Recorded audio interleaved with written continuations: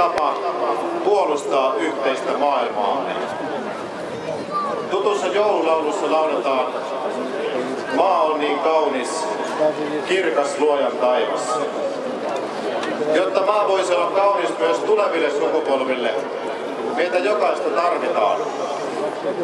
Emme voi enää kohdella luontoa kuin kertakäyttöesinettä, vaan meitä jokaista tarvitaan maailman puolustajaksi. Ensimmäisenä jouluna taivas tuli maan päälle.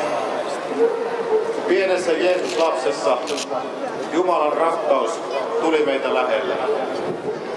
Jumala välittää maailmastaan ja hän kutsuu meidät ihmiset välittämään toisistamme ja puolustamaan yhteistä maailmaa.